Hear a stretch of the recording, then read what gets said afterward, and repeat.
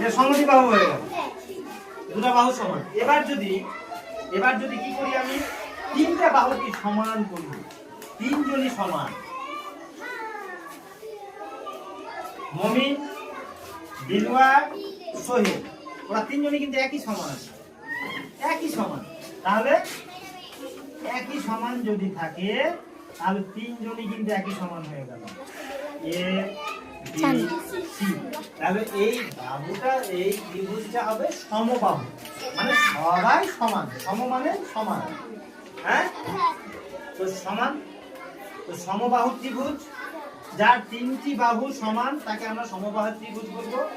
যার দুটি বাহু সমান একটা অসমান তাকে আমরা বলবো সমদ্বিবাহু ত্রিভুজ। আর একটা হলো বিষম বাহু ত্রিভুজ। বিষম বাহু, বিষম বাহু মানে বুঝতে পেরেছো? বাড়া যাবে একটা ত্রিভুজ আঁকতে বলা হলো।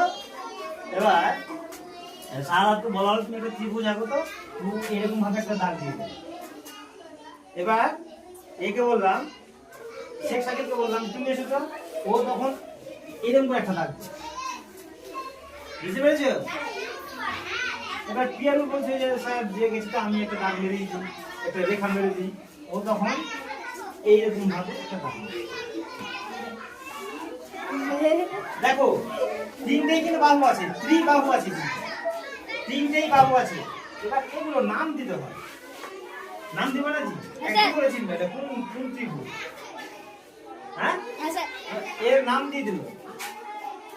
এবার সাবধান বলছে স্যার একটা বাহু, দুটো বাহু, তিনটা বাহু, এটা হলো ত্রিভুজ, এটা কোন ত্রিভুজ, এর নাম কি? তা আমি অন্য কিছু নাম দিব। এবার সারা তুমি একটা নাম বলো তো, বলো সংখ্যা বলো, ইয়ে বলবো, দুবের বলো বি, দেখো বি এ বি সি, ও আর কি বলবে, সি বলবে। এ বি সি একটি ত্রিভুজ হলো, তো ত্রিভুজ হলো, কিন্তু বাহুগুলো কি হলো বলো তো, সমান হলো কি?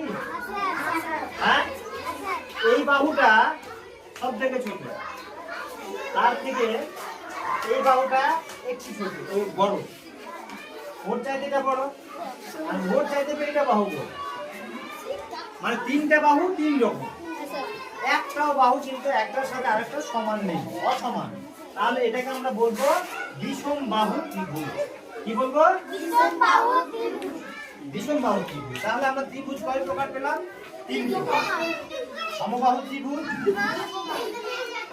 তারপরে সমদ্বিবাহু ত্রিভুজ আর বিষম বাহু।